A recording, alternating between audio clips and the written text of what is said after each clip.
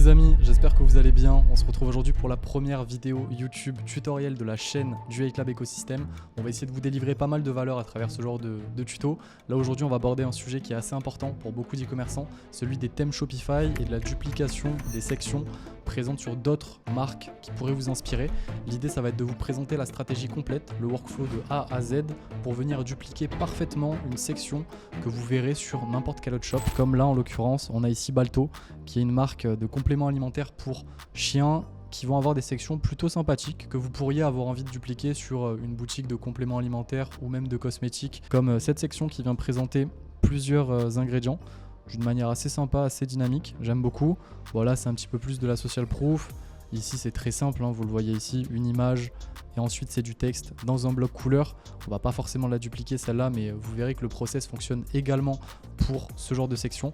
Vous allez pouvoir vraiment faire ce que vous voulez sur votre thème down ou horizon qui est 100% gratuit. Donc oubliez les thèmes Shopify à 400, 500, 600 € qui ne servent plus à grand chose maintenant que l'intelligence artificielle est assez puissante pour vous accompagner justement dans la conception, la duplication de ce genre de section que vous allez évidemment pouvoir améliorer, booster selon vos besoins. Elle va vraiment tout faire de A à Z et pour cela je vous ai concocté un petit workflow assez poussé qu'on a également travaillé pas mal avec l'équipe en interne du Hate Lab pour que vous ayez absolument rien à faire si ce n'est de donner les informations et ce que vous voulez à l'IA et elle va travailler pour vous. La première chose dont vous aurez besoin c'est évidemment un abonnement à Claude. Mais je peux vous dire que vous allez le rentabiliser assez rapidement, que ce soit sur la partie code, donc pour développer différentes choses sur votre boutique avec du custom liquide, ou bien sur la partie copywriting. Parce qu'il faut savoir que Claude est aussi beaucoup plus performant que ChatGPT sur les text marketing que vous allez pouvoir mettre en avant sur votre boutique. Donc je vous le conseille grandement, c'est un abonnement qui vaut absolument le coup et que vous rentabiliserez très vite, je peux vous l'assurer. On est parti pour le tutoriel, on va tout de suite sur Notion. Vous aurez évidemment tous les documents que je vais utiliser dans cette vidéo en description, donc n'hésitez pas à les télécharger de votre côté, à les utiliser surtout, c'est ce qui va vraiment vous accompagner de A à Z. L'idée c'est de vous mâcher le travail dans cette vidéo. Là je vais simplement vous faire une démonstration de ce qu'il est possible de faire avec le système et la stratégie qu'on a pu élaborer de notre côté, afin que vous puissiez vous aussi de votre côté dupliquer n'importe quelle section. Ce qu'on cherche à obtenir c'est une section fidèle au design d'origine, autant sur mobile que sur PC, sans dépendance externe, copiable et collable telle quelle. Cette section on veut l'intégrer dans du liquide personnalisé, rassurez-vous tous les thèmes Shopify possèdent une section liquide à travers laquelle vous allez pouvoir implémenter énormément de choses que vous allez vous-même créer au final de zéro. Pour vous la faire courte au niveau des étapes, on va commencer par de la collecte d'éléments, donc tout ce qui va être screenshot, donc plusieurs captures d'écran de ce à quoi ressemble la section, est-ce qu'elle est différente quand on clique sur tel ou tel bouton, etc. En allant chercher dans le code source de celle-ci le HTML complet, donc c'est très simple, je vais vous montrer comment, et vous allez également pouvoir récupérer le CSS spécifique, c'est ce qui va vous permettre de la dupliquer de manière très précise, de respecter les bons patterns UX et d'éviter d'inventer une nouvelle hiérarchie un peu bancale. C'est à ce moment-là qu'on va définir des contraintes avec l'IA au niveau des comportements attendus, donc selon le clic, s'il y a une animation, un hover, un scroll, un slider, il y a plein de possibilités, tout est duplicable, ne vous en faites pas, tout dépend juste de la manière dont vous allez donner l'information à l'IA. Pour l'étape 2, on ira sur la structure cible de la section, donc tout est prêt dans ce document, vous le verrez avec les règles non négociables. L'étape 3, la reproduction de celle-ci. Étape 4, le responsive et les comportements. L'étape 5, le test directement dans Shopify, donc dans l'éditeur, histoire de voir comment elle réagit une fois qu'elle est sur la boutique. Et pour l'étape 6, tout ce qui va être correction ciblée, donc par rapport aux petites problématiques que vous pourriez voir justement quand elle est implémentée, est-ce qu'il y a des choses à améliorer, à modifier au niveau parfois des padding, au niveau des marges et du visuel général. Donc voilà, ce document il a uniquement pour but de vous faire comprendre quel est le process complet que l'IA va dans tous les cas suivre avec vous. L'idée c'est de vous simplifier la tâche, donc on a créé un document en .md, en markdown, qui est un format beaucoup mieux lu par les IA, notamment par Claude, et qui va vous permettre tout simplement de driver l'IA pour vous faire suivre un workflow précis. Vous allez upload ce fichier directement sur Claude et lui dire lis, assimile et exécute ce workflow avec une grande précision. On est parti, je vous fais une petite démonstration avec une section du coup qu'on a pu voir sur ce thème. Je pense qu'on va partir sur celle-là. Comme vous le voyez, il y a une petite animation au niveau des cartes. Je pense que ça peut être cool de prendre ce genre de choses en exemple. Évidemment, ça peut arriver que l'IA vous fasse des réponses très différentes des miennes. On va ajuster le tout. Donc là, on peut voir que ce qu'il m'a fait comme retour, c'est pas ce que j'attends de lui. Donc je vais lui demander tout de suite de démarrer le workflow.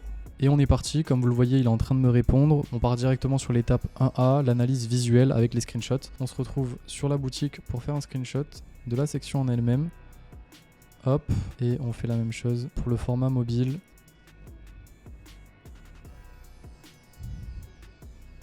Mobile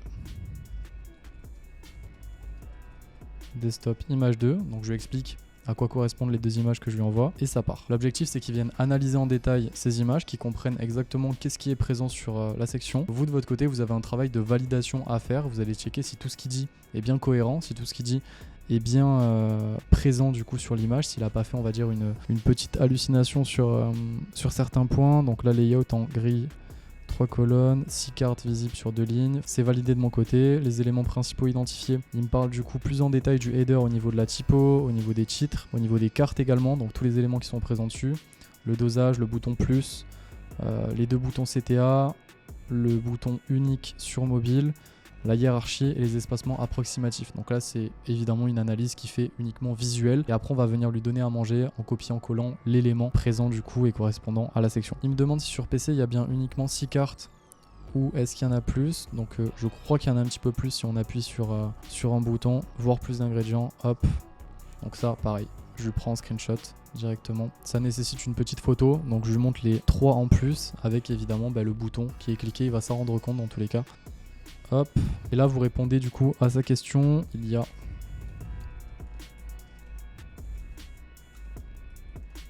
voir plus d'ingrédients, impeccable. Sur mobile, le scroll horizontal montre une carte plus aperçu de la suivante. C'est bien un carrousel swipeable avec toutes les cartes défilantes. Tout à fait. Le 3, interaction avec les boutons plus. Quand on clique sur plus, que se passe-t-il? Donc là, très simplement, on va lui prendre un screen aussi. Hop. Et on lui met là, et ici on va mettre entre parenthèses, voir image 1. On lui explique que la carte se retourne en loop pour montrer plus d'informations sur l'ingrédient en question. Voir image 2. Donc là vous répondez vraiment très simplement en fait aux questions qu'il vous pose. Lui il a assimilé le workflow que vous lui aurez envoyé au préalable et en fait il va suivre toutes les étapes et vous accompagner jusqu'à une version finale ultra concluante. En l'espace de 5 à 10 minutes vous pouvez avoir une section ultra quali, ultra propre et très bien intégrée à votre boutique. Comportement hover sur PC. Donc l'hover c'est quand on va passer potentiellement sur une carte ou sur un bouton. Est-ce qu'il y a quelque chose qui se passe? Là en l'occurrence c'est pas le cas, il n'y a rien de spécifique.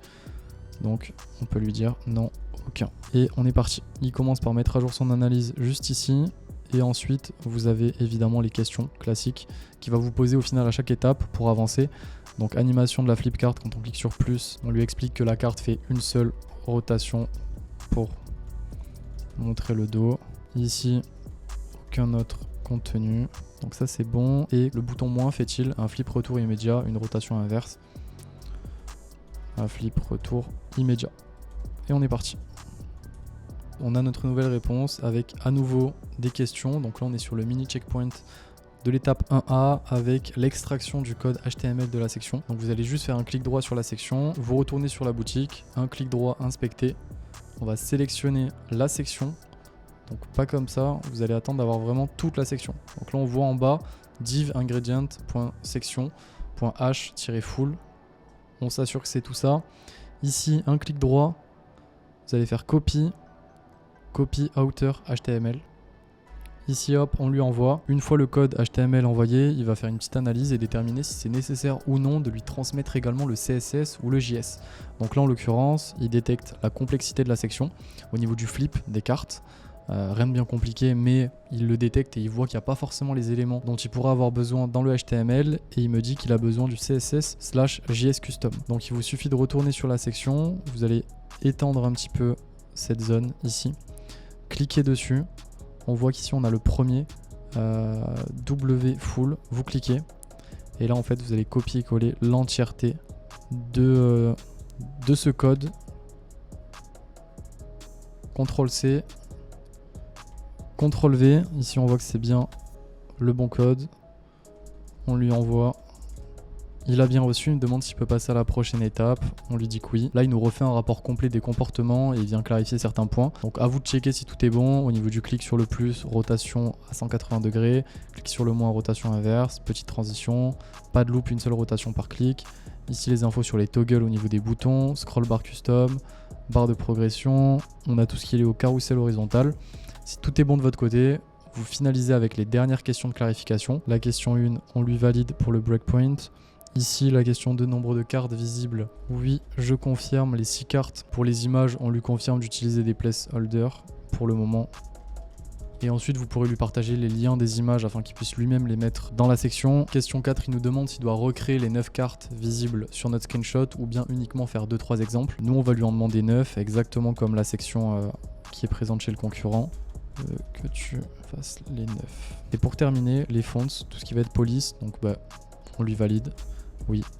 Rien de très important, le principal c'est d'avoir une section qui est quali. Après vous pourrez modifier évidemment la police si vous le souhaitez. Il me valide toutes les premières étapes et on peut passer du coup à la génération de la structure de base. On lui valide. Là il est actuellement en train de recréer la section Shopify de zéro, donc par rapport évidemment aux informations qu'on lui a données précédemment. Il travaille littéralement pour nous. Let's go les amis, on a reçu la section qui est toute prête. Ce qui est génial avec Claude, c'est que vous pouvez voir sur la droite une preview de celle-ci sans forcément la mettre directement sur votre boutique. Donc franchement ça tue. Vous étendez un petit peu pour voir ça plus en détail. On voit qu'on a bien le bouton ici qui change voire moins voire plus, qui vient rajouter des cartes. Faut pas forcément prendre du coup en considération le positionnement, la forme qu'il va y avoir sur cette preview, étant donné que c'est pas forcément raccord avec le format de votre boutique. Ce que je vous conseille de faire, c'est de directement aller sur Shopify, vous allez dans Liquid, hop, et on copie-colle le code que vous avez évidemment récupéré ici, et on voit ce que ça donne. Donc là, on a la V1, on va enregistrer, on va voir ce que ça donne surtout sur internet. Ok, très pertinent, très cool. Comme vous le voyez, on a bien le flip sur les cartes qui vient mettre en avant pas mal d'éléments cool. On a également ce texte qui peut être cliquable. Ici, ça nous rajoute du coup les 3 cartes en plus. On a ce texte qui n'était pas présent sur la boutique à la base chez Balto. Donc on va pouvoir le supprimer assez facilement. Et on a ce bouton qui n'est pas cliquable étant donné qu'il ne nous a pas posé forcément des questions par rapport à l'interaction de ce CTA. Donc c'est pas grave, ça arrive. Malheureusement, il y a toujours des choses qui vont passer à la trappe. Donc c'est à vous d'aller faire un petit ajustement, d'aller rectifier le tir. Donc là, je vais tout simplement lui faire un screen et lui faire comprendre les choses qui vont pas. On fait le screenshot, je vais fermer la preview, je lui envoie ici. Sur la partie responsive mobile, on a quelque chose qui est très sympa aussi. On a la seconde carte qui apparaît aussi sur le côté, comme ça. Donc là, bon, sur PC, je peux pas forcément swipe, mais j'ai testé sur mon téléphone et ça fonctionne bien. Voir la composition, on a bien un seul CTA sur la version mobile. Voir la composition, on voit que ça n'affiche rien quand on clique, donc on va rectifier le tir comme je vous l'ai dit précédemment. On part tout de suite sur Claude, j'ai préparé mes retours, donc 2 retours. Voici la section que tu m'as générée, il y a un texte qui ne devrait pas être présent. Retire le dosage pour un chien de taille moyenne 20 kg, voir screenshot 1. Donc le screenshot c'est lui et ce qu'on veut retirer c'est ce texte qui n'a pas lieu d'être. Et le retour 2, le bouton voir la composition n'est pas cliquable, je veux qu'il ouvre une pop-up avec une image, voir screenshot 2. On va de suite sur le site et on prend l'exemple encore une fois en screen. Hop. Je vais également prendre la version mobile afin qu'il puisse prendre connaissance vraiment de tout. Et on est parti. Évidemment les amis, n'allez pas mettre une section de ce genre sur une boutique fashion qui n'a aucun rapport. Faites en sorte de trouver une cohérence dans les sections que vous allez sélectionner.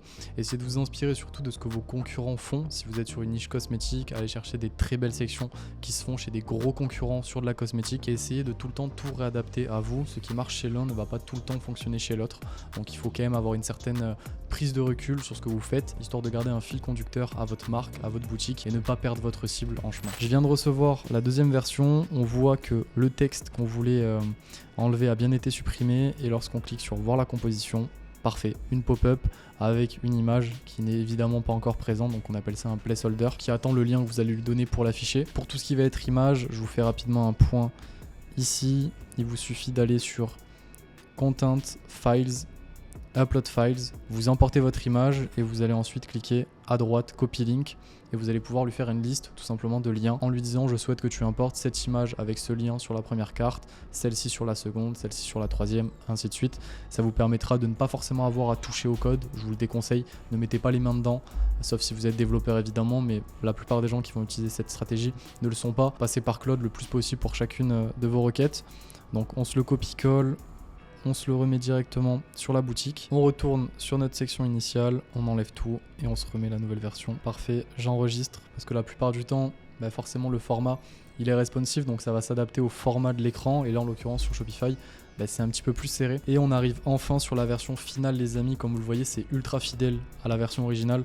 Chez Balto on était sur ça initialement Et là, chez nous, on est sur ça. Bon, évidemment, il n'y a pas les images, donc c'est un peu moins sexy, mais ça va vous prendre vraiment 2 minutes à rajouter.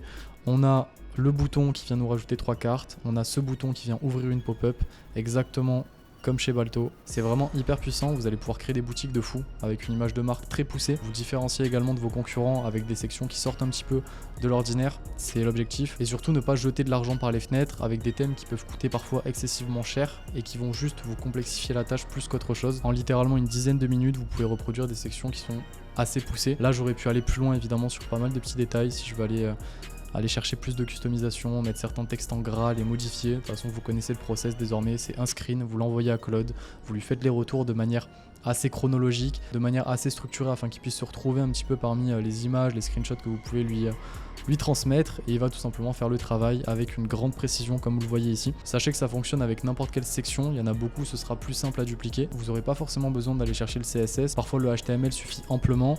Là, on avait quand même une petite animation légère avec les cartes qui se retournent, mais dans tous les cas vous êtes aujourd'hui capable de dupliquer n'importe quelle section sur vos boutiques e-commerce, sur vos marques, afin de vous différencier de la concurrence et de proposer quelque chose d'encore plus qualitatif. Pour ceux qui sont restés jusqu'à la fin de cette vidéo, le dimanche 8 mars on organise une conférence unique à 18 h, vous allez découvrir la marque d'Alex en détail, en toute transparence. Il va vous montrer tous ses process, ses stratégies et ses systèmes. L'idée c'est de venir faire ce que les autres ne font pas et vous prouver que c'est possible en vous montrant les coulisses d'une marque à plus de 2 millions d'euros par mois. Je vous recommande grandement de vous inscrire en cliquant sur le lien en dessous de cette vidéo dans la description. C'était tout pour cette vidéo, ciao.